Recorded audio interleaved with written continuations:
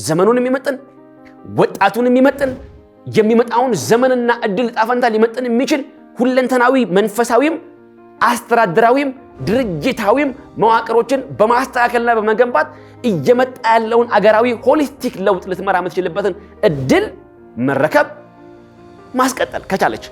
ይሄ አይሆንልኝም ብላ ካለች ግን ቢያንስ እየመጣ ያለው ሁለንተናዊ አገራዊ ለውጥ አልፏት እንዳይሄድ ከለውጡ ጎን ልትሄድ የምትችልበትን እድል ሚስ ማድረግ የለባትም። በሚያልፈው ለውጥ ውስጥ ሚናዋን እንደው ባነሰ ሚና እንኳን ቢያንስ ከሚያልፈው ለውጥ ጋራ ፓራሌሊ ልትሄድ የምትችልበትን እድል ልታገኝ የምትችልበት ወሳኝ ዘመን ላይ ነው ያለችው ብዬ አስባለሁ። ይሄንንም ነገር አላስተናግድም፣ በትላንትናው መንገዴ፣ በትላንትናው ፍልስፍናዬ፣ በትላንትናው አጠቃላይ ጉዞዬ ነው መቀጠል የምፈልገው ብላ እምትል ከሆነ ለውጥ በዘመናችን የማይቀር ነውና ለውጥ አይቀሬ መለኮታዊ ሐሳብና አጀንዳ ነውና ይሄ ለውጥ አልፏት ይሄዳል።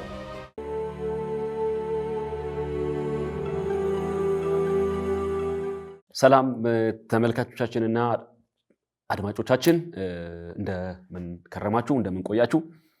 ይህ ነገረ ተሐድሶ የተሰኘው ሳምንታዊ መርሃ ግብራችን ነው። እንግዲህ እንደተለመደው በዚህ በነገረ ተሐድሶ በተሰኘው መርሃ ግብራችን ተሐድሶን በተመለከተ አጠቃላይ ተሐድሶዊ አበይት ርዕሰ ጉዳዮችን በተመለከተ የምንነጋገርበት የምንወያይበት ግንዛቤዎችን የምንቀባበልበት ሐሳቦችን የምንሰጥበት ሳምንታዊ የዝግጅት መርሃ ግብራችን ነው። እንግዲህ በዚህ ባለፉት ሳምንታት በነበሩን መርሃ ግብሮቻችን ላይ በጣም ብዙ ወገኖች እንግዲህ በሚነሳው ሐሳብ ላይ በተሐድሶዊ ግንዛቤዎች ላይ በተሐድሶዊ አጠቃላይ መልእክቶችና ትምህርቶች ላይ የምናስተላልፋቸው ነገሮች በመመልከትና በማየት ስለምሰጡን ሐሳብ አስተያየት በዚህ አጋጣሚ በእውነት በጣም ታንኪዩ ማለት እንፈልጋለን። እንግዲህ ተሐድሶ ርዕሰ ጉዳይ በምድራችን ላይ ቦታ እየያዙ ስፍራ እየያዙ የብዙዎች መነጋገሪያ የሆኑ ትላንት ከትላንት ወዲያ አይደፈሬ የነበሩ አይነኬ የነበሩ አይጠየቂ የነበሩ ጉዳዮች አሁን እየተጠየቁ እየተነሱ እንደ ዋና አበይት ከሆኑ በምድሪቱ ላይ ከመጫወቻ መነጋገሪያ ከሆኑ ጉዳዮች አንዱ የተሐድሶ ርዕሰ ጉዳይ እንደሆነ አይንን ገልጦ ለሚመለከት ለማንኛውም ሰው ጉልህ ማሳያዎች አሉ ብዬ አስባለሁ። ማህበራዊ ሚዲያውን ብንመለከት በአብዛኛው ጉዳዩ እንደ መነጋገሪያ ሆኖ የመጡት ጉዳዮች የተሐድሶና የሪፎርሜሽን ሐሳቦች እንደሆኑ እናያለን። ሁላችን በዚህ ጉዳይ ውስጥ ያለን ብቻ ሳይሆን አጠቃላይ መደበኛው ማህበረሰብ ራሱ እየተመለከተው እንዳለ እናያለን። ስለዚህ ምድራችን ላይ ስር እየሰደደ ቦታ እየያዘ የሰዎችን ልብ እያሸነፈ የሰዎችን አቴንሽን እየያዘ በሰዎች የዕለት ተዕለት እንቅስቃሴ ውስጥ ጭምር እንኳን ሳይቀር የውይይትና የንግግር ርዕሰ ጉዳይ እየሆነ መምጣቱ በጣም ደስ የሚያሰኝና ይበል የሚያሰኝ ነገር እንደሆነ የምንታዘበው ነገር እንደሆነ ማየት ይገባል ብዬ እገምታለሁ። ትላንት ከትላንት ወዲያ የተሐድሶ ርዕሰ ጉዳይ በጣም ከፍ ካለ በሊቃውንት ደረጃ፣ በጣም ዝቅ ካለ በመምህራን ደረጃ፣ በሰባኪያን ወንጌሎች ደረጃ፣ በዘማሪያን ደረጃ ብቻ ይነገር የነበረ ይሄ ርዕሰ ጉዳይ ዛሬ ላይ በሰንበት ተማሪዎች ደረጃ ላይ በጣም በቤተክርስቲያን አካባቢ ብዙ ወደ አገልግሎት ባልቀረቡ ወጣቶች አካባቢ ላይ በስራ ቦታ ላይ በታክሲ ውስጥ በማህበራዊ ሚዲያው ላይ በተለይም ደግሞ በተለይ ማህበራዊ ሚዲያውን ብንመለከት በአብዛኛው አጀንዳዎች ሁሉ ከለውጥ ከዚህ ተሐድሶ ከሚባለው ወይም ደግሞ መጽሐፍ ቅዱሳዊ ተሐድሶ ያስፈልገናል አያስፈልገንም ከሚባሉ ጉዳዮች ጋር በቀጥታ የተሰፉ እና የተገናኙ ጉዳዮችን እየታዘብን እንዳለ የምንመለከተው ነገር እንደሆነ አይንን ከፍቶ ለሚያይ ሰው በጣም ግልጽ እንደሆነ መናገር በዚህ አጋጣሚ እፈልጋለሁ። አሁንም እንቀጥላለን። ነገረ ተሐድሶ ሐሳባችን የዚህ መርሃ ግብር መጠሪያ ስሙን እንኳን ብንመለከት ነገረ ተሐድሶ የሚል ነው። ምንድነው ተሐድሶ? ምን ማለት ነው እንደማለት ነው። በሌላ አባባል የተሐድሶ ነገር ምንድነው? መነሻው ምንድነው? ሐሳቡ ምንድነው? ዓላማው ምንድነው? ግቡ ምንድነው? የጥያቄው የትጀመርነት የጥያቄው የደረሰነት ምንድነው? ለምንድነው አሁን ላይ ተሐድሶ በምድሪቱ ላይ እየገነገነ የመጣው እየገነነ የመጣው ቦታ እየያዘ የመጣው አጀንዳ እየሆነ የመጣው አለመነጋገር እስከማይቻል ድረስ እየሆነ የመጣው? አንዳንድ ደግሞ ተሐድሶን ለመቀበል ቤተክርስቲያን ከረጅም ዘመን ጀምሮ መጽሐፍቶች ይታረሙ፣ መጽሐፍቶች ይታደሱ፣ መጽሐፍቶች የሐሰት ዶሴ ሞልቶባቸዋል፣ መጽሐፍቶች የመጽሐፍ ቅዱሳዊ ሐሳብ ሞልቶባቸዋል ተብሎ በተደጋጋሚ ሲጠየቁ የነበሩ ነገሮችን ጆሮ ዳባ ለበስ ብላ የቆየች ቤተክርስቲያን ዛሬ ላይ ይህንን ጥያቄ ለማስተናገድ ዳር ማለት መጀመሯ፣ መጽሐፍቶች እንዲታረሙ ጥያቄዎችን መቀበል መጀመሯ፣ በለሆሳስ ጉዳዮችን ተሐድሶን ለመቀበል ለማስተናገድ እየሄደችባቸው ያሉ ጉዳዮች ምንድነው አንድምታቸው የሚሉ ነገሮች እንደው በጣም መታየት የሚገባቸው ነገር ናቸው ብዬ አስባለሁ። በጣም ወሳኝ የሆነ የታሪክ ጥፋት ላይ እንደደረስን መታዘብ ይገባል ብዬ ገምታለሁ። በጣም ትልልቅ የታሪክ መቋረጦች ምድራችንን እያለፏት እንደሆነ በዚህ መታየት ያስፈልጋል ብዬ አስባለሁ። አይ ቲንክ ከባለፈው ሳምንት ጀመርነው ሐሳብ አለ። ያን ሐሳብ ነው እየጠቀለልን ምን ሄደው ባለፈው ሳምንት በነበረን መርሃ ግብር ላይ እንደ አገር እንደ ጂኦፖለቲካ እንደ አጠቃላይ መልክ ዓለማችን በትልልቅ ለውጦች ውስጥ እያለፈች እንዳለ ጥቂት ለማሳየት ሞክሬያለሁ። እንደ ዓለም እንደ ግሎባል ኢምፓክት ማለት ነው። የሆነ እንደ አንድ አካባቢ አይደለም ብላችሁ እንደ ዓለም አቀፋዊ ሁኔታን ስንታዘብ ምክንያቱም አጥቢያዊት ቤተክርስቲያን ቅድም እንዳልኩት ማለት ላስት ዊክ ስንጫወት እንደነበረው በዓለም አቀፋዊቷ ቤተክርስቲያንና በአጥቢያዊቷ ቤተክርስቲያን መካከል ያለውን ልዩነት በጥቂቱ ለማሳየት አይ ቲንክ ሞክሬያለሁ ባለፈው ሳምንት በነበረን መርሃ ግብር ላይ። ዓለም አቀፋዊቷ ቤተክርስቲያን ዓለም አቀፋዊት ነች። እዚህ ጋር ነው የምትገኘው ተብላ ልትገኝ የምትችል አይደለችም። አሁን ያለው ኮንቴምፖራሪ ግሎባል ኢምፓክት ሊያገኛት የሚችል አይደለችም። የምትገኘው the invisible body of Christ ላይ ነው። ሚስጥራዊ መንፈሳዊ በሆነው የክርስቶስ አካል ላይ የምትገኝ ነች። አሁን የሚታየው የዓለም ኢምፓክት ሊያገኛት ሊያሳድፋት የዓለም ነውር ሊያቆሽሻት የምትችል አይደለችም። ፍጹም የሆነ መሪዋ፣ ፍጹም የሆነ ራሷ፣ ፍጹም የሆነ አስተዳዳሪዋ ክርስቶስ ኢየሱስ ስለሆነ በዛ ሂደት ውስጥ የሐሰት ትምህርት ሊገባባት አይችልም። የግሎባላይዜሽን ተጽዕኖ ሊያገኛት አይችልም። የቴክኖሎጂ ነውር ሊያገኛት አይችልም። ዓለም አቀፋዊ ተግዳሮት ሊያገኛት አይችልም። የኢኮኖሚ ተጽዕኖ ሊያገኛት አይችልም። የፖለቲካል ሲናሪዮ ሊያገኛት አይችልም። የሰው የግብረ ገብ ነውሮች እየገነገኑ እየሰፉ የመጡ የሰው የምግባር ነውሮች፣ የማህበራዊ አኗኗር ስንክሳሮች ሊያገኟት አይችሉም። ስለዚህ እቺ አጥቢያዊቷ ዓለም አቀፋዊቷ ቤተክርስቲያን አሁን ከምንላቸው ከዚህ ተጽዕኖ ውጪ ነች።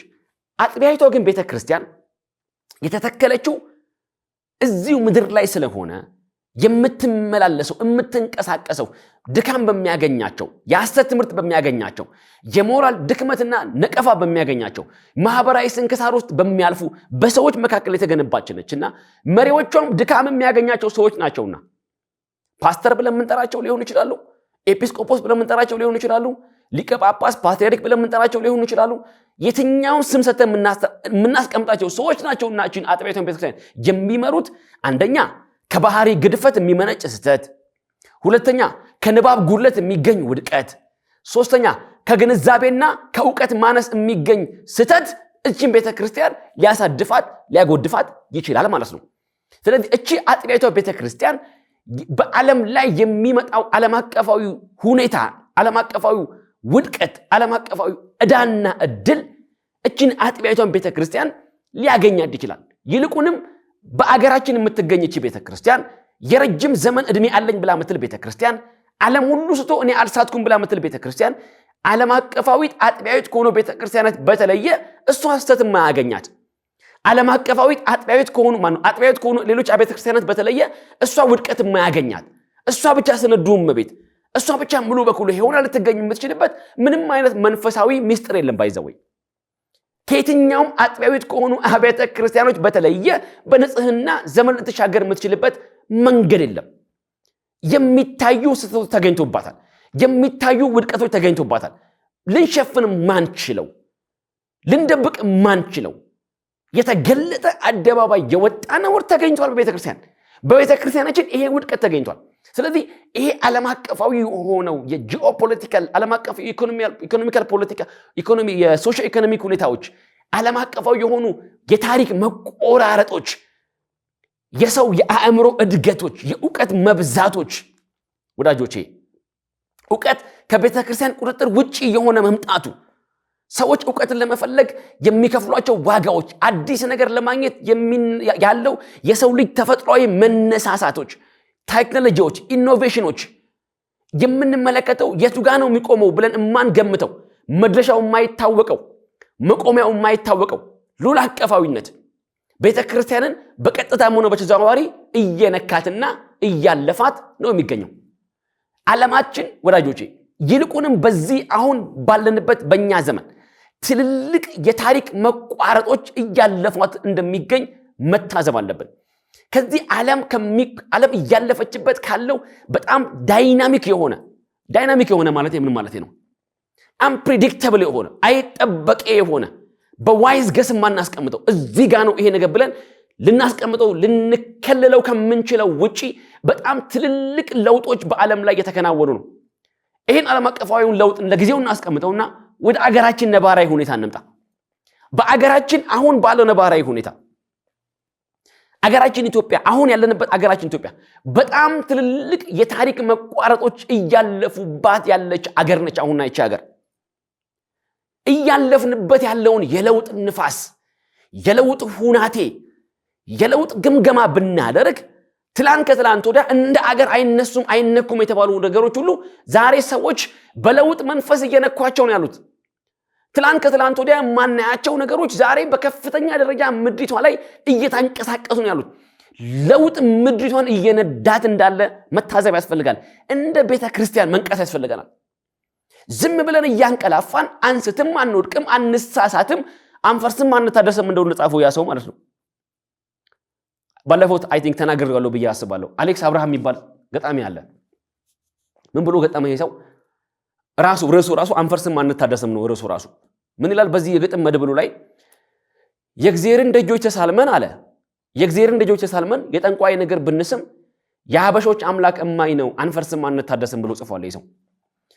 ይሄ በጣም የኛን ሁኔታ የሚገልጥ ነው ብዬ አስባለሁ። መንፈሳዊ ሁኔታችንን፣ ማህበራዊ እሳቢያችንን፣ ስነ ልቦናዊ ውቅሮቻችንን ጭምር እንኳን ሳይቀር የሚበይን ኢትዮጵያዊ ብያኔ ነው ብዬ አስባለሁ የዚህ ሰው መጽሐፍ፣ የዚህ ሰው ስንኞች፣ እነዚህ አራቱ ስንኞች ማለት ነው። ስለዚህ ምን ማለት ነው? እንደ አገር እያለፍንባቸው ያሉ በጣም በጣም ቢግ የሆኑ ዳይናሚክ የሆኑ ለውጦች፣ የለውጥ መቋረጦች፣ የለውጥ ኮርነሮች አገራችንን እየነኳት እያለፉ ነው ያሉት። እንደ አገር እየነኳን ነው እያለፉ ያሉት። ስለዚህ ቤተክርስቲያን በመንቃት አያችሁ ራሷን ሪፎርም በማድረግ የተለያዩ ዓለም አቀፋዊም አገራዊም የታሪክ የባህል የእምነት የፍልስፍና የራእይ መቋረጦች እየነኳት ባሉት አገር ውስጥ ሚናዋን እንድትወጣ የመሪነት ሚናዋን እንድትወጣ ክርስቲያናዊ ክርስቶሳዊ አዲስ ኪዳናዊ ተልኮአዊ ሚናዋን እንድትወጣ ልትነቃ የሚገባት በጣም ክሪቲካል የሆነ ወቅት ላይ እንዳለች ትላንት እንደተናገር ነው ዛሬ መናገር እንፈልጋለን። እንደ አገር በጣም ከፍተኛ የሆነ አገራዊ ለውጥ አገሪቷ እያስተናገረች ያለችው በኢኮኖሚ በሉ፣ በፖለቲካ አስተሳሰቦች በሉ፣ በታሪክ አረዳድና ግንዛቤ ውስጥ በሉ፣ በራእይ ሽፍት ውስጥ በሉ፣ በቪዥን ሽፍት ውስጥ በሉ፣ በጣም ፓራላል የሆነ ትይዩ የሆኑ ለውጦች ምድሪቷ ላይ እያለፉ ነው ያሉት። ወዳጆቼ ይሄ ትልልቅ መቋረጥ ቤተክርስቲያንን ሳይነካት ያልፋል ብሎ ማሰብ አይቻልም። ምክንያቱም አሁን ምድሪቷ ላይ የለውጥ መንፈስ ነው ረቦ ያለው። የለውጥ መንፈስ ነው የረበበባት። ሰዎች ሁሉ ለውጥን እየፈለጉ ያሉበት ዘመን ነው። ማህበራዊ ለውጦች፣ ሶሺዮ ኢኮኖሚክ ለውጦች፣ ጂኦፖለቲካል ለውጦች፣ የፍልስፍና ለውጦች፣ የተደራሽነት ለውጦች፣ የተልኮ ለውጦችና ልቀቶች ምድሪቷን እየነኩ እያለፉ ነው ያሉት አገራችን ኢትዮጵያን። እንደው ዓለም አቀፋዊ ሁኔታ ለጊዜው ብናስቀምጠው። ስለዚህ በዚህ አጠቃላይ የለውጥ ሁናቴ ውስጥ በዚህ ዓለም አቀፋዊ አገራዊ የለውጥ ኢምፓክት ውስጥ ቤተክርስቲያን ሚናዬ ምንድን ነው ብላ ልትመለከት ይገባል። አልፈርስም አልታደስም የሚለው ሐሳብ በመሰረቱ ለቤተክርስቲያንም የተስማማ አይደለም። ስለዚህ ምድሪቷ ላይ የታሪክ አረዳድ ሞዲፊኬሽኖች ሲመጡ፣ ታሪክን የምንበይንበት የምንመዝንበት መንገዶች የተለዩ ሲመጡ፣ አዳዲስ ራሳቸውን ለትልልቅ ኃላፊነት የሚያጩ ወጣቶች እኮ ሬዝ ያደርጉ ያለበት እኮ ዘመን ነው አሁን ላይ ባይዘወይ። ራሳቸውን ለትልልቅ ለውጥ እያጩ ያሉ ወጣቶች እየተነሱ ያለበት ዘመን ነው ዘመናችን አሁን ላይ። ስለዚህ አይደፈሬ የሆኑ ለውጦችን በሁለንተናዊ መንገድ እያስተናገደች ነው ያለችው አገር። እንደ አገር የማይደፈሩ ርዕሰ ጉዳዮች የተደፈሩ ነው። አይነኬ የተባሉ ጉዳዮች በምድራችን ላይ የተነኩ ነው ያሉት ወዳጆቼ። ስለዚህ ቤተክርስቲያን በዚህ ትልልቅ መቋረጥ እያለፈባት ባለ አገር ላይ ትልልቅ የለውጥ አጀንዳዎች እየተቀነቀኑ ባለበት አገራችን ላይ ቤተክርስቲያን ይሄንን ለውጥ በሚገባ ከቻለች ለመምራት ከቻለችና አቅም ካገኘች በሪኒዋል በሪኔሰንስ በሪኢምፓወርመንት ለመምራት የምትችልበት መንገድ ካለ ልትመራ የምትችልበትን ሁለንተናዊ ተክለስብዕና በመገንባት ተሐድሳዊ ተክለስብዕና በመገንባት ዘመኑን የሚመጥን ወጣቱን የሚመጥን የሚመጣውን ዘመንና እድል ጣፈንታ ሊመጥን የሚችል ሁለንተናዊ መንፈሳዊም አስተዳደራዊም ድርጅታዊም መዋቅሮችን በማስተካከልና በመገንባት እየመጣ ያለውን አገራዊ ሆሊስቲክ ለውጥ ልትመራ የምትችልበትን እድል መረከብ ማስቀጠል ከቻለች፣ ይሄ አይሆንልኝም ብላ ካለች ግን ቢያንስ እየመጣ ያለው ሁለንተናዊ አገራዊ ለውጥ አልፏት እንዳይሄድ ከለውጡ ጎን ልትሄድ የምትችልበትን እድል ሚስ ማድረግ የለባትም። በሚያልፈው ለውጥ ውስጥ ሚናዋን እንደው ባነሰ ሚና እንኳን ቢያንስ ከሚያልፈው ለውጥ ጋራ ፓራሌሊ ልትሄድ የምትችልበትን እድል ልታገኝ የምትችልበት ወሳኝ ዘመን ላይ ነው ያለችው ብዬ አስባለሁ።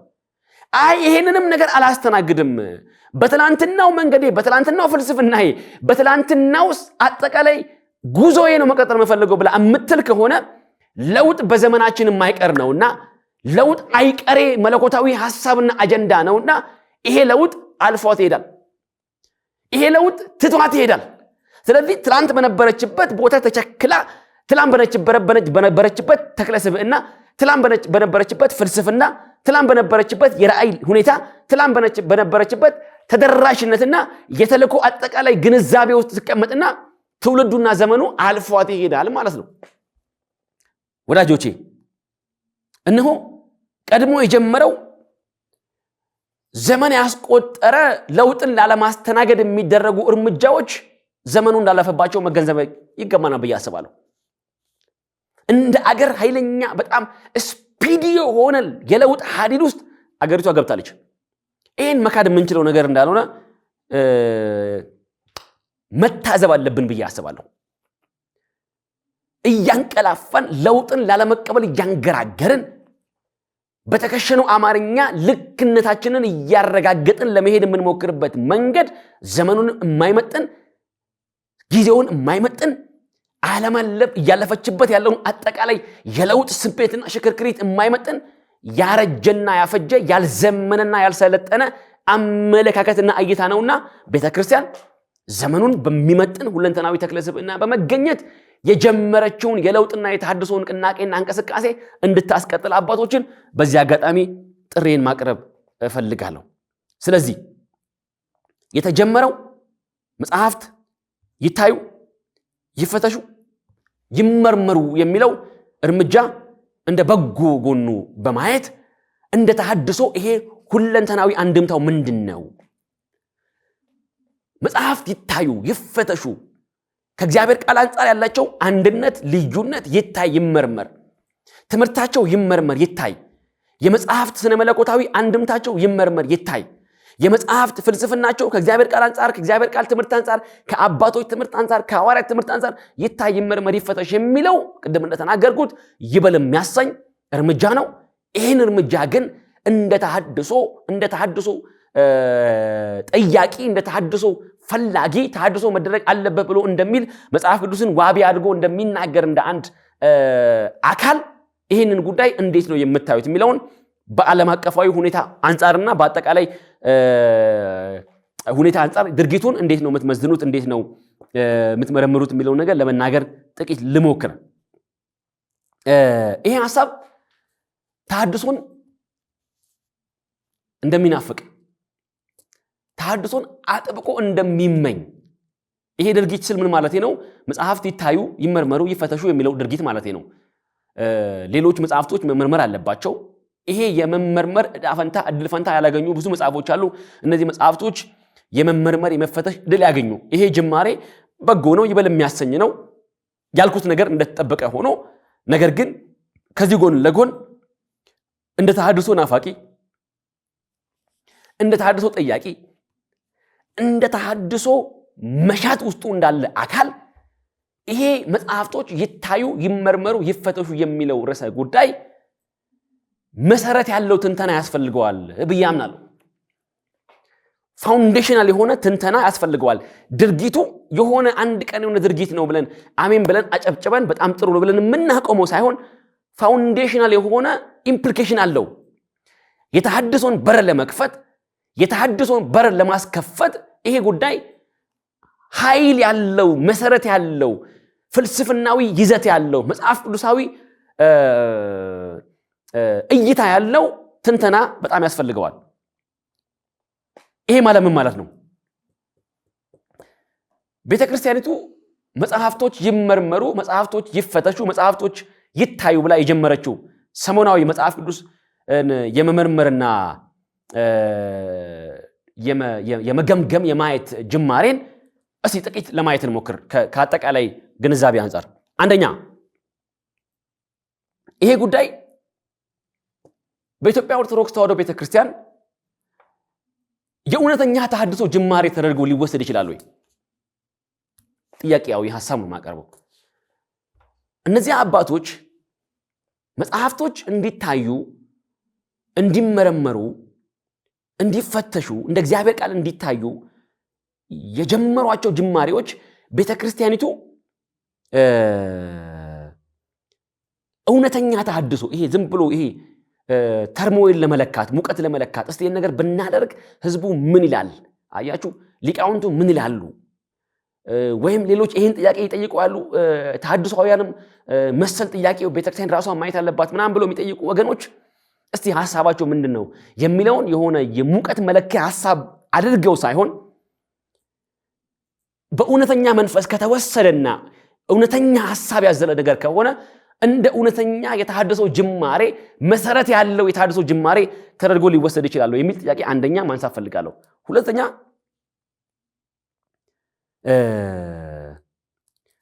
የድርጊቱ ወይም መጽሐፍትን የማውገዙ ሁኔታ አሉታዊና አዎንታዊ አንድምታዎች አሉት ወይ? ይሄ ማለት ምን ማለት ነው? አሉታዊ አንድምታዎች ማለት ምን ማለት ነው?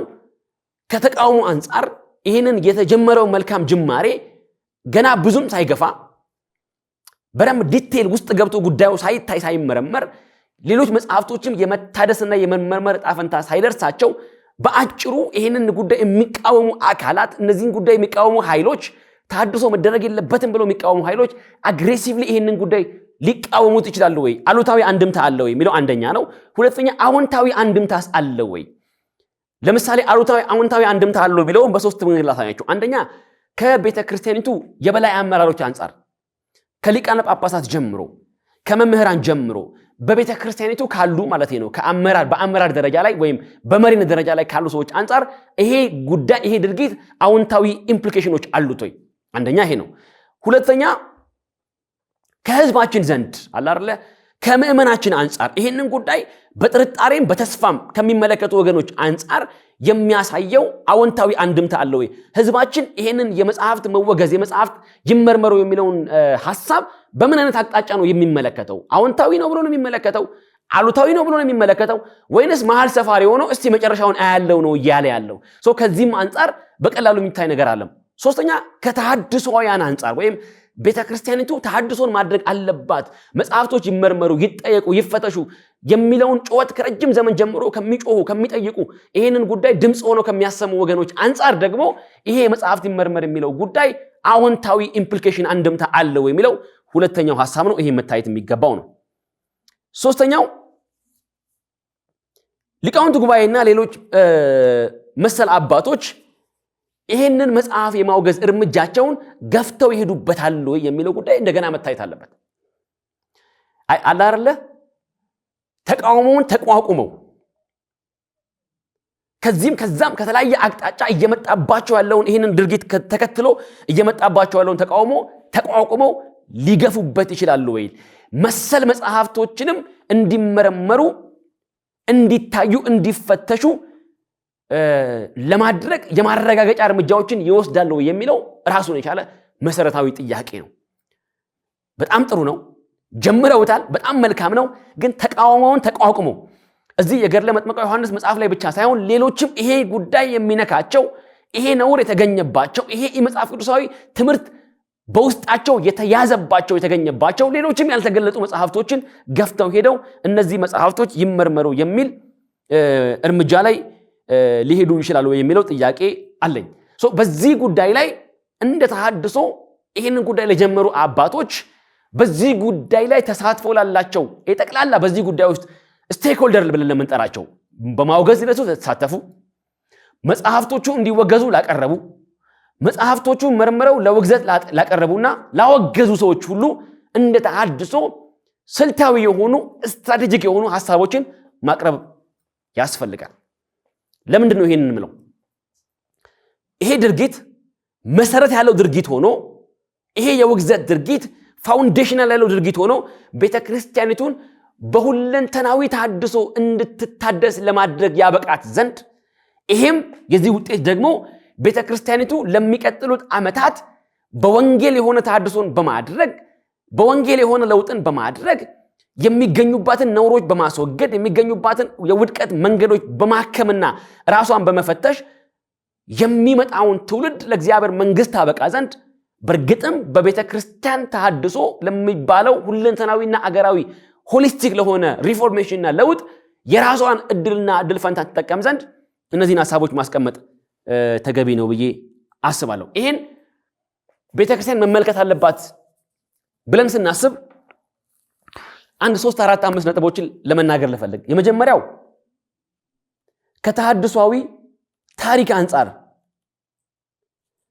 ከተሐድሷዊ ታሪኮች አንጻር ወይም ደግሞ ከታሪካዊ ሮድማፕ አንጻር ይሄ የመጽሐፍት ይመርመሩ የሚለው ጥያቄ በተለይም ደግሞ ተሐድሶ የሚባለው ሐሳብ መቀንቀን ከጀመረበት መጠየቅ ከጀመረበት ዋና የተሐድሶ ጥያቄዎች መነሳት ከጀመሩበት ከሚዲቫል ፔሪድ ይሄ መካከለኛው ዘመን ብለን ከምንጠራው ከ15ኛው መቶ ክፍለ ዘመን ጀምሮ እስከ 16ኛው መቶ ክፍለ ዘመን መጨረሻ 17ኛውንም ጭምር ሊወሰድ ይችላል። ይሄ ሚዲቫል ፔሪድ ብለን ከምንጠራው ሐሳብ ተነስተን ስንመለከተው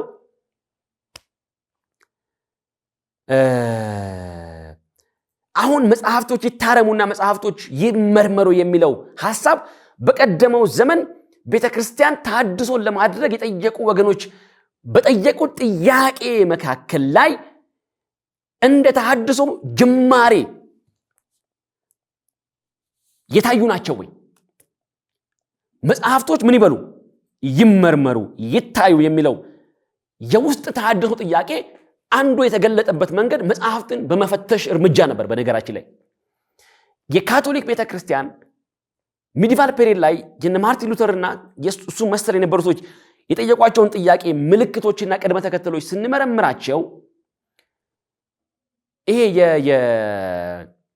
የሊትረጂካል የሆኑ ወይም የቀደመውን ዘመን ሐሳብ በአፋዊ በሆነ መንገድ የመጽሐፍ ቅዱሳዊ በሆነ መንገድ ስርዓታዊና ወጋዊ የሆነው መንገድ እንደማያዋጣ የቀደሙት የተሐድሶ ጥያቄዎች ሲጠይቁ ቤተክርስቲያን የመለሰቻቸው መልሶችን ስንመለከት የተሐድሶውን ጅማሬ በለሆሳስ ለመሄድ ከታሰበባቸው መንገዶች አንዱ ምልክቶቹን ስንመለከት አንዱ መጽሐፍቶችንና መጽሐፍቶች ውስጥ ያሉ የዶክትሪን ትምህርቶችን በመመርመር ነው የተጀመረው። መጽሐፍቶችን በመመርመር መጽሐፍቶች ውስጥ የሚገኙ ዶክትሪናል የሆኑ የመጽሐፍ ቅዱሳዊ ትምህርቶችን በማውገዝና በመለየት እንደጀመረ በታሪክ ውስጥ ተገኝቷል። ስለዚህ ታሪካዊ ቅደም ተከተሎችን ስንመለከት አሁን ቤተክርስቲያኒቱ በለሆሳስ መጽሐፍቶች ይታረሙ የሚለው አደባባይ የወጣ መጽሐፍትን የማውገዝ እርምጃ በታሪክ ንድፍ ውስጥ ስንመለከተው ይበል የሚያሰኝ አንድ ተሐድሷዊ እርምጃ እንደሆነ መታዘብ እንፈልጋለን። መታዘብ ለሚችል ሰው የሚያዩ ነገር ነው ብዬ አስባለሁ። ይሄ ነገር ምን ይዞ ይመጣል መሰላችሁ? ሁለት ነገሮችን ይዞ ይመጣል። አንደኛ የዶክትሪን ማብራሪያዎችን ክሊር ያደርግልናል። ሁለተኛ ከመጽሐፍ ቅዱስ አንጻር መጽሐፍ ቅዱስን የሚጋጩ ወይም መጽሐፍ ቅዱስን የሚጋጩ ትምህርቶችና መጽሐፍቶችን ደግሞ ወሰን ያበጅላቸዋል። ሁለት ነገሮችን ይዞ ሊመጣ ይችላል። አንደኛ የዶክትሪን ወሰንን ያበጃል። የትኛው ዶክትሪን ነው የትኛው ዶክትሪን አይደለም፣ የትኛው ዶግማ ነው የትኛው ዶግማ አይደለም የሚለውን የተምታታ የተፋለሰውን ነገር ይለያል ባይዘው። ስለዚህ የዶክትሪን ትምህርታችን ግልጽ እየወጣ ይመጣል። ምክንያቱም እነዚህ መጽሐፍቶች እየተወገዙ ሲመጡ በመጽሐፍቶች ውስጥ ያለ ከዶክትሪን ጋር የሚጋጭ ትምህርት የረከሰ ትምህርት ይጣላል፣ ወደ ጋርቤጅ ነው የሚጣለው። ከመጽሐፍ ቅዱስ ሐሳብ የሚጋጩ የዶግማ ትምህርቶች ይጣላሉ። ምክንያቱም መጽሐፍቶች ውስጥ እነዛ የሐሰት መጽሐፍቶች ውስጥ እነዛ ገድላ ድርሳናት ውስጥ የሚገኙ ከዶግማ ጋር የሚጣረሱ የሚፋለሱ ከዶክትሪን ጋር የሚጋጩ የሚፋለሱ ትምህርቶች ስለሚገኙ የዶግማ ትምህርትና የዶክትሪን ትምህርት እርስ በእርስ መሳ ለመሳ ተያይዞ ሊሄድ አይችልም። እነዚህ የሐሰት ትምህርቶች ሲወጡና ሲራገፉ የዶግማ ትምህርት የትኛው እንደሆነ ከመጽሐፍ ቅዱስ አንጻር የመመርመር የመመዘን ድሎች ይገኛሉ። እሱ ብቻ ሳይሆን የመጽሐፍ ቅዱሱን ትምህርት ወሰን ያበጅለታል።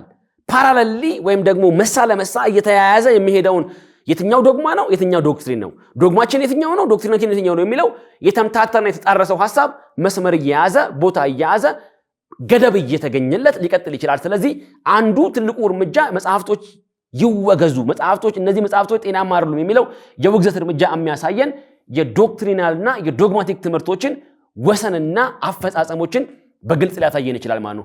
ህዝባችንም ዘንድ ላይ ዶግማና ዶክትሪን ተምታቶበት ነው የምንመለከተው። ዶግማውን ወደ ዶክትሪን፣ ዶክትሪንን ወደ ዶግማ። የትኛው ነው የሚነካው? የትኛው ነው የማይነካው? ዶግማችን የትኛው ነው? ዶግማችን መነሻ የትኛው ነው? የዶግማችን መነሻት መድረሻ የትኛው ነው? የትኛው ዶግማ ነው የማይነካው? የትኛው ዶግማ ነው የማይነካው? የትኛው ዶግማችን መጽሐፍ ቅዱሳዊ ነው? የትኛው ዶግማችን ደግሞ መጽሐፍ ቅዱሳዊ አይደለም የሚለው ግልጽ ያልሆነ ኢቭን አይደለም በመምህራን ማለት በእነዚህ በምዕመናችን ዘንድ ብቻ ሳይሆን በመምህራን ዘንድ እንኳን ያልጠራውን ይህንን እይታ የሚያስተካክልበት ትልቅ ዕድል ይፈጥራል ብዬ አስባለሁ። በአብዛኛው ተሐድሶች የሚጀመሩት እንደዚህ ያሉ በመጽሐፎች ውስጥ የሚገኙ የመጽሐፍ ቅዱሳዊ ትምህርቶችና ልምምዶችን ቀኖናዊ ውሳኔዎችን በመቃወም ነው የጀመረው ተሐድሶ ራሱ በታሪክ ውስጥም ስንመለከት ማለት ነው። እንደዚህ አይነት ወሳኝ እርምጃዎችን እያካተተ ነው የተሐድሶ እንቅስቃሴ መላው አውሮፓን ያጠለቀለቀው ሁላችን በታሪክ እንደምንገነዘበው። ስለዚህ ይሄ የመጽሐፍት ይታረሙ የሚለው እርምጃ ዝም ብሎ የአንድ ሐሙስ ተራ የሆነ እርምጃ እንዳልሆነ ማየት ተገቢ ነው ብዬ እገምታለሁ። በዚህ ላይ እነዚህ እርምጃዎች አንደኛ ቀጣይነት ያላቸውና ተግባራዊ እርምጃዎች ሆነው እስከ ቀጠሉ ድረስ ቤተክርስቲያንን ሊታደጓት ይችላሉ። የአንድ ቀን ጥያቄ ወይም የአንድ ሰዓት ጥያቄ ወይም የሆነ ሰው ይሄንን ጉዳይ በቃ በጣም አግሬሲቭሊ ገፍቶ ስለመጣበት አይ እስቲ ትንሽ እናቀዝቅዛቸው፣ አይ ለትንሽ ጊዜ እስቲ እንደው እስቲ መጨረሻቸውን እንመለከት ምን ይሉ ይሆን ምናምን ብለን የሆነ ተርሞይል ለመለካት የህዝቡን ሙቀት ለመለካት የህዝቡን ምላሽ ለመለካት ካደረግነው ዞሮ ዞሮ ወደ ውድቀታችን እንደገና አፈግፍገን መሄዳችን አይቀርም። ነገር ግን ይሄ የተወሰነው እርምጃ አንደኛ ተግባራዊነቱ እስከ ቀጠለ ድረስ ቀጣይነቱ እስከ ቀጠለ ድረስ ሌሎችም መጽሐፍቶች ይሄንን የመታረምና የመታደስ ዕጣ ፈንታ እስከ ገጠማቸው ድረስ በእርግጥ ቤተክርስቲያን ተሐድሶን በሚገባው መሰረት ባለው እርምጃና ሐሳብ ለማስተናገድ መልካምና በጎ እርምጃ እንደሆነ ዕውቅና መስጠቱ ተገቢ ነው ብዬ አስባለሁ። ይሄ ምን ያመጣል መሰላችሁ? በቀሳውስት መካከል፣ በገዳማት መካከል፣ በመምህራን መካከል፣ በሰንበት ተማሪዎች መካከል ይልቁንም በምዕመናንና በወጣቶች መካከል የውይይትና የንግግርን በር ይከፍታል።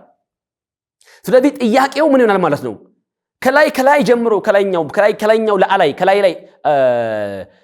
አመራሮች ጀምሮ ወደ ታች እየወረደ የመጣው የጥያቄው ስር ሰደድነት መሰረት ባለው መንገድ ወደ ህዝባችን ውስጥ የመግባትና ይሄንን ጥያቄ ከአባቶች ብቻ የሚመጣ ጥያቄ ሳይሆን ህዝቡ ራሱ እነዚህ ነገሮች ይሄ የለውጥ ስሜት ይሄ የመታረም ስሜት ሁለንተናዊ መልክ እንዲይዝ አቅጣጫ እንዲይዝ ሊያደርገው ይችላል ማለት ነው። ስለዚህ በውይይቶች ውስጥ በንግግሮች ውስጥ የመጽሐፍቶቹን አስፈላጊነት መጽሐፍ ቅዱሳዊነት በሚጠራበት ውይይቶች ውስጥ የመፍትሄ ሐሳቦች ይፈልቃሉ። አያችሁ፣ ቤተክርስቲያንን ወደ ተሐድሶ ሊመራት ወደ ለውጥ ሊመራት የሚችሉ የመፍትሄ ሐሳቦች የመፍለቅ ዕድላቸው በጣም ከፍተኛ ይሆናል ማለት ነው። ጠንካራ የሆነ የህዝብ ውይይት በሚደረግበት ጊዜ ላይ ቤተክርስቲያንን ሊታደጋት የሚችል ሮድማፖች ሊፈጠሩ ይችላሉ። ቤተክርስቲያንን ወደ ተሐድሶ ሊያመጣት የሚችል ወደ ለውጥ ሊያመጣት የሚችል ሁለንተናዊ ታዳጊ ኃይል ሬዝ ሊያደርግ ይችላል ነው። ቤተክርስቲያንን ሊታደጋት የሚችል ሬዝ የሚያደርግ ኃይል በዛ ውስጥ ሊወጣ ይችላል። ስለዚህ መሰረት ያለው ቀጣይነት ያለው ተግባራዊነት ያለው የመጽሐፍቶች ይታረሙ የሚለው እርምጃ እንደ ቀላል እርምጃ የሚታይ እንዳልሆነ ማሳየት ይገባል ማለት ነው። ከዚህ ጋር አያይዘን የምንመለከተው ጉዳይ ምንድነው? ይህንን እርምጃ የተሐድሶ ይፋዊ የመጀመሪያ እርምጃ ብለን ልንጠራው እንችላለን ወይ ነው ጥያቄው።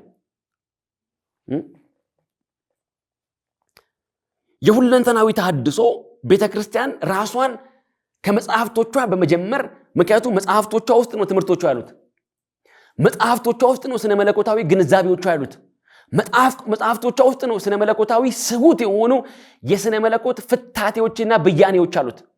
የሰዎችን ህይወት እየመሩ ያሉት እነዚህ ይወገዙ ያልናቸው መጽሐፍቶች ናቸው እኮ። የመዳን መንገድ መጽሐፍ ቅዱስ ካስቀመጠው የመዳን መንገድ ውጪ እልፍ አላፍት የመዳን መንገድ አሉ ብለው ያስተማሩት እኮ እነዚህ መጽሐፍቶች ናቸው። ሐሙስና ማክሰኞ እባብ የገደለ ይጸድቃል ያሉት እኮ እነዚህ መጽሐፍቶች ናቸው። ለተክለ ሃይማኖት ዝክር የሚቆላውን አሻሮ ያሸተተ ሰው በመንገድ ሲያልፍ የሸተተው ሰው እኮ አሻሮ በማሽተት እኮ ይጸደቃል ብሎ የሚለው እኮ ያ መጽሐፍ ቅዱስ እኮ ነው። ኖ ያኛው የገድል መጽሐፍ እኮ ነው።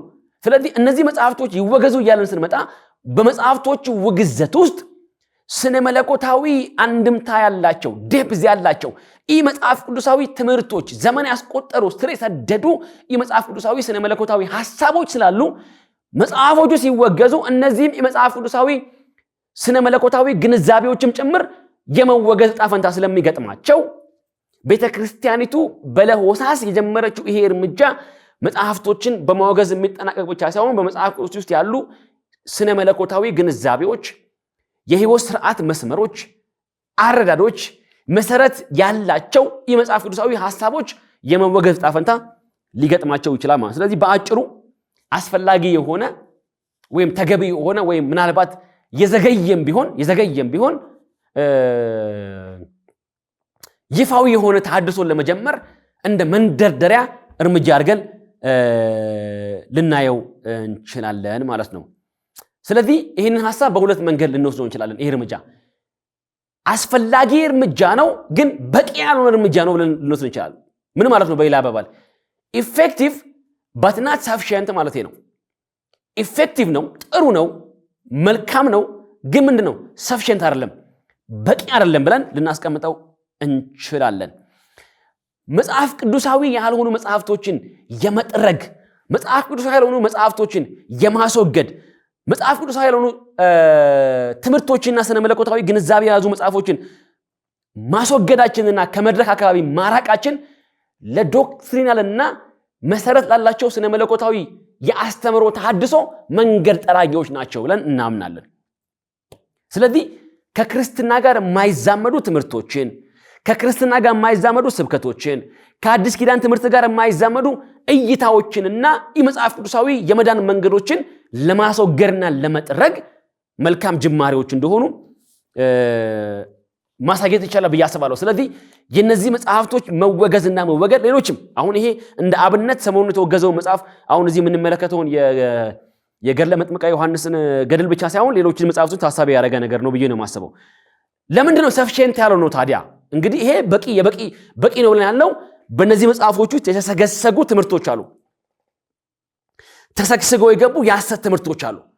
በእነዚህ መጽሐፍት ውስጥ ተሰግስገው የገቡ ክርስቶሎጂካሊ አድቫንስድ ያልሆኑ ነገረ ክርስቶሳዊ ፋይዳቸው አናሳ የሆነ ሰዎችን ከእግዚአብሔር ጽድቅ ያራቁ፣ የጽድቅን መንገድ እልፍ አላፍት ያደረጉ፣ አንዱን ቤዛ ለብዙ ቤዛዎች ያከፋፈሉ፣ አንዱን የመዳን መንገድ ለእልፍ አላፍት የመዳን መንገድ የሰጡ አራሙቻ የሞላባቸው የሐሰት ዶሴዎች አሉ እዚህ መጽሐፍ ውስጥ። ስለዚህ ይሄ መጽሐፍ ይወገዝ ብለን ስንል እነዚህ የሐሰት ትምህርቶችን ጭምር መጽሐፉ አንድ ላይ ይዞ ነው ወደ ጋርቤጅ የሚገባው ማለት ነው። ስለዚህ ኢፌክቲቭ ነው ብለን ስንል ይሄ ነው። ሰፊሺየንት አይደለም ደግሞ በቂ አይደለም ደግሞ የምንልባቸው ደግሞ መነሻዎች አሉ እንደታደሱ። አንደኛ ለምንድን ነው በቂ ያልሆነው ሲባል ይሄ ጉዳይ ከእውነተኛ ልብ የመነጨ ጉዳይ ነው የሚል ጥርጣሬ ስላለን ነው። አንደኛ ከእውነተኛ ስሜትና ከእውነተኛ ተሐድሶን ከመፈለግ የመነጨ ነው የሚል ከተሞክሮ የተነሳ ጥርጣሬዎች ስላሉ እየጋመ የመጣውን እየተቀጣጠለ የመጣውን አላርለ እየነደደ የመጣውን የተሐድሶን ጥያቄ ለማስታገስ መጽሐፍቶችን አታርሙም፣ አትፈትሹም፣ አታዩም የሚለውን ነቀፋ ከውስጥም ከውጭም እየመጣ ያለው ነቀፋ ለጊዜያዊ ማስታገሻ ለመጠቀም የተወሰደ እርምጃ የሆነን የሚል ስጋቶች ስላሉ ኢንሰፊሽንት ነው ብለን የምንጠራው። ስለዚህ የድርጊቱን እውነተኛነት ጥርጣሬ ውስጥ የሚያስገባ ግምቶች ስላሉ አንደኛ ይሄ ነው። ሁለተኛ ዘላቂና ተቋማዊ በሆነ መልኩ ሊቀርብ አለመቻሉ ያሰጋናል። ሁለተኛ ይሄ ውግዘት የቀረበው ይፋዊ በሆነ መንገድ በእርግጥ በቤተክርስቲያኒቱ መዋቅር ቢሆንም እንኳን ቀጣይነት ባለውና ተቋማዊ በሆነ መንገድ የመቀጠሉን ጉዳይ ግን አሁንም እንጠራጠረዋለን። ተቋማዊ ማለት ምን ማለታችን ነው?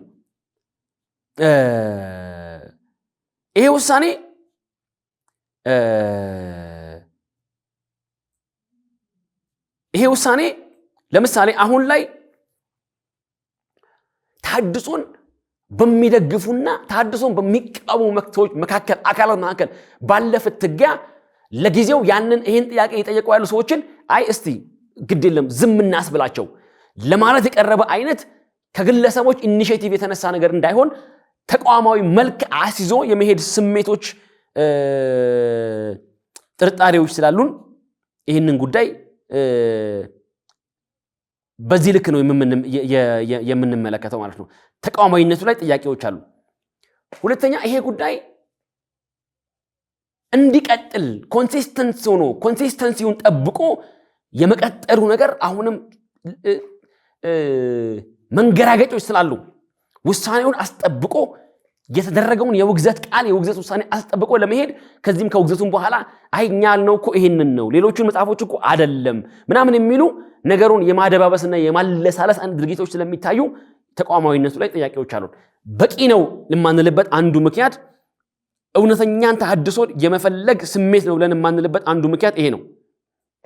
ስለዚህ ቤተክርስቲያኒቱ በርግጥ ተሐድሶን ለመቀበል ተሐድሶን ለማድረግ የጀመረችው ነገር ነው ብለን ለማለት እንድንችል ከዚህ ጋር ተያይዞ ጎን ለጎን ትይዩ የሆኑ እርምጃዎችን እንድትወስድ ይጠበቅባታል። ፓራሌል የሆኑ ዲሲሽኖችን መውሰድ ይገባታል። ለምሳሌ ምን አይነት ትይዩ እርምጃዎችን መውሰድ አለባት?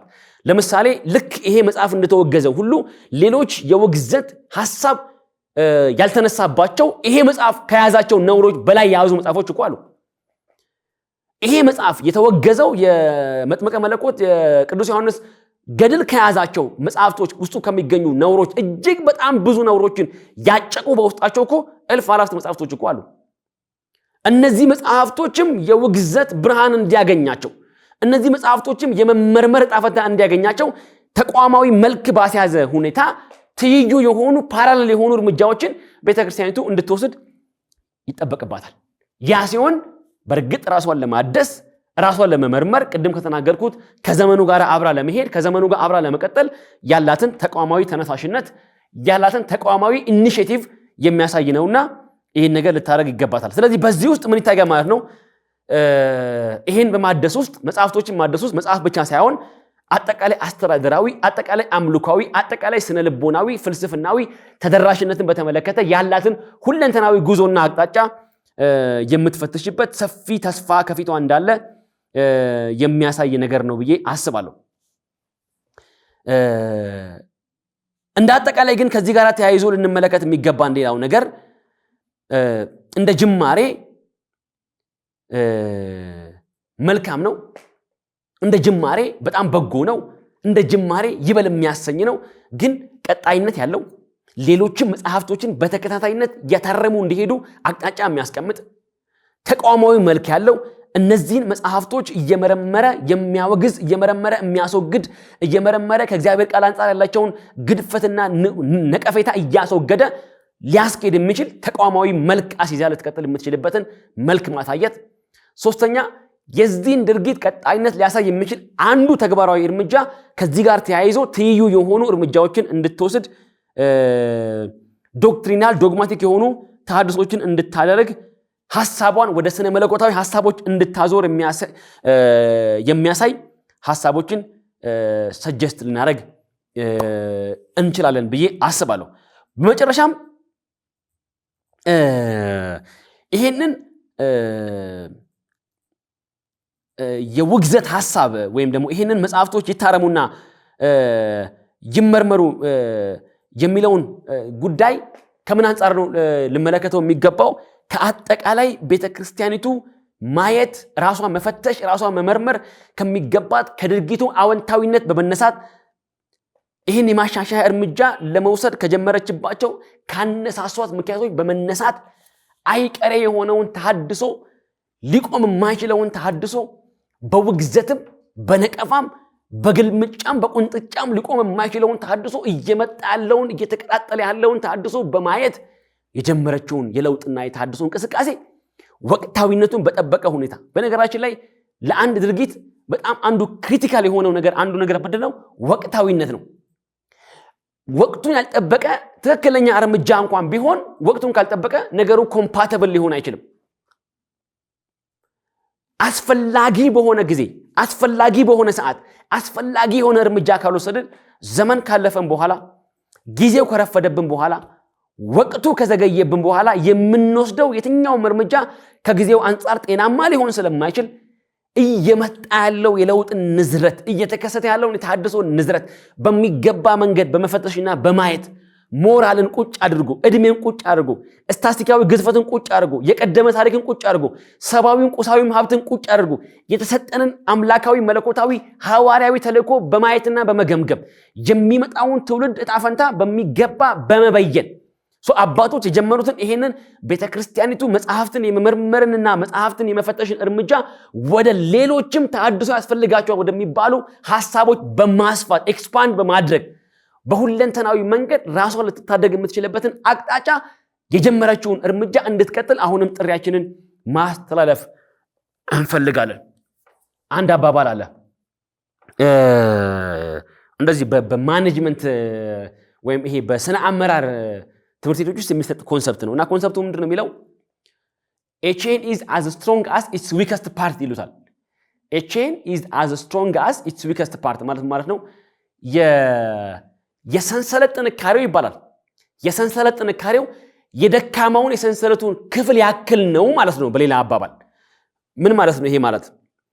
ለምሳሌ የሰንሰለት ጥንካሬው የሰንሰለቱን የደካማውን ክፍል ያክል ነው ወይም a chain is as strong as its weakest part ነው የሚባለው። ይሄ በማኔጅመንት በስነ አመራር ትምህርት ቤቶች ውስጥ የሚሰጥ ትልቅ ኮንሰፕት ነው። ይሄ ኮንሰፕት ስኩል ኦፍ ታውት ነው፣ ጽንሰ ሐሳብ ነው። ምን ማለት ነው ይሄ ማለት? ለምሳሌ አንድ ሰንሰለት ዙሪያውን ይሄ የተጠመጠሙትን ቼኖች ስንመለከታቸው ጠንካራ የሆነው ቼን በቃ ኦሬዲ ጠንካራ ነው፣ ምንም አያስፈልገውም። ስለዚህ ወደ ሰንሰለቱ ክፍል የሆነ ወደ ውስጥ ገብቶ ሰንሰለቱን አታክ ለማድረግ የሚፈልግ ነገር ካለ ጠንካራው ሰንሰለቱ ክፍል ላይ አይደለም የሚመጣው፣ ኦሬዲ ደካማው ሰንሰለቱ ክፍል ላይ ነው የሚመጣው። ለምንድን ነው? ጠንካራው ኦሬዲ ጠንካራ ነው፣ በቃ ተሸክሞታል ያለው። ስለዚህ ጠንካራው ጋር ለመቶ የሚያገኘው የሰንሰለቱ ጠንካራው ክፍል ምንም ጥያቄ የለውም። የሰንሰለቱ ህልውና ግን የተንጠለጠለው ደካማው የሰንሰለቱ ክፍል ያክል ላይ ነው ይባላል። ስለዚህ ምን መደረግ ያለበት? ያ ሰንሰለት ራሱን ማጠናከር ያለበት ጠንካራው ሰንሰለቱ ክፍል እንደተጠበቀ ሆኖ ራሱን ማጠናከር ያለበት ደካማው የሰንሰለቱ ክፍል ያክል ላይ ነው። ለምንድን ነው? የሆነ ነገር ቢመጣ ያን ነገር ሰንሰለቱን አታክ ለማድረግ ጥቃት ለማድረስ የሆነ አካል ቢመጣ ሊገባ የሚችለው በደካማው የሰንሰለቱ ክፍል ላይ ስለሆነ የሰንሰለቱ ውድቀትም የተመሰረተው እዛ ደካማው የሰንሰለቱ ክፍል ላይ ነው ማለት ነው። ስለዚህ ምን መደረግ አለበት? ያ ደካማው የሰንሰለቱ ክፍል የሁሉንም የሰንሰለቱን ህልውና ይዞ ስላለ የደካማው የሰንሰለቱ ክፍል ያክል ነው ጥንካሬ የሚባለው ለዛ ነው። ስለዚህ ምን መደረግ አለበት? ያ ደካማው የሰንሰለቱ ክፍል ራሱን ማጠናከር አለበት። ቤተክርስቲያንም ይህንን ጉዳይ አሁን ካልኩት ኮንሰፕት ስኩል ኦፍ ታውት አንጻር ብትመለከተው በጣም ደስ ይለኛል። ደካማ ተብላ የተጠቀሰችበት ክፍል አለ። ትምህርቷ ውድቀት ተገኝቶበታል። ስርዓቷ ውድቀት ተገኝቶበታል። የህይወት አመራሯ ድካም ተገኝቶበታል። ክርስቶሳዊ ነገረ ምዕራፋችን ድክመት ተገኝቶበታል። ወንጌልን ማዕከል ያደረገው የተልእኮ ልቀታችን ድክመት ተገኝቶበታል። የሚመጣውን ዘመንና ትውልድ የምንገመግምበት የምንፈተሽበት አጠቃላይ እይታችን ድክመት ተገኝቶበታል። ቤተክርስቲያኒቱ ያለፈው ዘመን ላይ ተቸክላ ቆማለች። ስለዚህ ድክመት ቢመጣ ውድቀት ቢመጣ እድሜ እንዲህ ነው፣ አስተዋጽኦዬ እንዲህ ነው፣ ታሪኬ እንዲህ ነው ብላ ልታመልጥ የማትችልበት ወሳኝ የታሪክ ኮርነር ላይ እንደቆመች ልናሳያት እንፈልጋለን። ስለዚህ ደካማውን የሰንሰለቱን ክፍል ሰንሰለቱ አጠናክሮ ራሱን እንደሚያስጠብቅ ህልውናውን እንደሚያስጠብቅ እንደዛ ቤተክርስቲያን አሁን ያለችበት ሁኔታ ኤግዚስተንሻል ትሪት እንደሆነ በማወቅ የህልውና ጉዳይ እንደሆነ በማወቅ አሁን ከዚህ በኋላ ይሄንን እግዚአብሔር አምላክ ያመጣላትን የመታደስ እድል ቸል ብላ ብታልፍ። አጋጣሚ አንድ መጽሐፍ አለ በህግ አምላክ የሚል የፕሮፌሰር ጌታቸው ኃይሌ የሊቀ ሊቃውንት ጌታቸው ኃይሌ መጽሐፍ አለ በህግ አምላክ መጽሐፍና አንድ ርዕስ አላቸው። እዛ መጽሐፍ ላይ ምንድነው የሚሉት?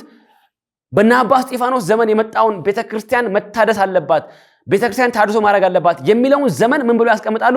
ቤተክርስቲያንን ያመለጣት እድል ብለው ይናገራሉ። እኚህ ሰው ቤተክርስቲያንን ያመለጠ እድል ብለው በመጽሐፋቸው ላይ እንደ ርዕስ ሰጥተው ይናገሩታል። እኚህ ሰው አሁን ያ ቤተክርስቲያንን ያመለጠ እድል እንደገና ዘመናትን ተሻግሮ ዛሬ እኛ ዘመን ላይ መጥቷል። አይ ቲንክ ከዚህ በኋላ ቤተክርስቲያንን ያመለጠ እድል ብለን የምናልፈው መስሎ አይሰማኝም።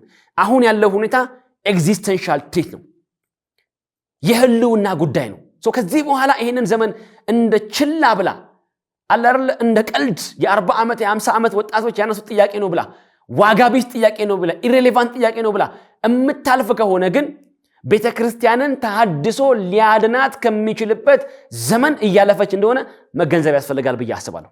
ከመታደስ እያለፈች እንደሆነ እያወቀች እንድትሄድ ግን አሁን በዚያ አጋጣሚ ጥያቄዎቻችንን ማቅረብ እንፈልጋለን። ስለዚህ ሐሳቤን የዛሬውን መርሃ ግብር ለመጠቅለል ያክል በሚቀጥለው ክፍለ ጊዜ ላይ ብዙ ምንሄድበት ጉዳይ እንዳለ አምናለሁ አስባለሁ። ቤተክርስቲያን እግዚአብሔር አምላክ በየዘመኑ ራሷን፣ ትምህርቷን፣ አካሄዷን፣ እርምጃዎቿን፣ ፍልስፍናዋን፣ ተደራሽነቷን፣ የራእይ ልቀቷን፣ የተልኮ ምጥቀቷን፣ ዘመንን መርዳቷን፣ የተረዳችውን ዘመን መግዛቷን እንደገና እንድትፈትሽ እግዚአብሔር ታላቅ መለኮታዊ ዕድል በደጇ አምጥቷል። የመመርመርን ዕድል፣ ራስን የመፈተሽን ዕድል እግዚአብሔር አምላክ በደጇ አምጥቷል። ይህንን ዘመን በማወቅ በአገራችን እየሆነ ያለውን እንደ ዓለም እየሆነ ያለውን ትልልቅ የለውጥ መቋረጦችን አይንን ከፍቶ በመመልከት አይንን ከፍቶ በማየት አያችሁ እየተነሳ ያለውን በምድሪቷ ላይ እያለፈ ያለውን የተሐድሶ ችቦ የተሐድሶ የለውጥ ስሜትና ኤነርጂ ልንቋቋም እንደማንችል በማወቅ ቤተክርስቲያን ለሁለንተናዊ ተሐድሶ ራሷን እንድታዘጋጅ ጥሪያችንን ማቅረብ እንፈልጋለን። በመጨረሻም ይህንን ጉዳይ ያስጀመሩ በዚህ መጽሐፍቶች ይፈተሹ ይመርመሩ በሚለው ጉዳይ ላይ ስቴክሆልደር የነበሩ በዚህ ጉዳይ ውስጥ የተሳተፉ መጽሐፍቱን በማውገዝ ሂደት ውስጥ የመረመሩ ከእግዚአብሔር ቃል አንጻር ጉዳዩን በመፈተሽ ያጠኑ ባለሙያዎች፣ አባቶች በዚህ ጉዳይ ውስጥ ተሳትፎ የነበራቸውን በሙሉ ታንኪዩ ማለት እንፈልጋለን። ይበል የሚያሳይ ነው፣ ይቀጥል የሚያሳይ ነው፣ በዚህ ጉዳይ ቀጥሉበት የሚያሳይ ነው። ነገር ግን ሰፊሸንት አይደለም። ከምን አንጻር? ተቋማዊ መልክ የለውም። ሁለተኛ እውነተኛ የሚመስል መልክ የለውም።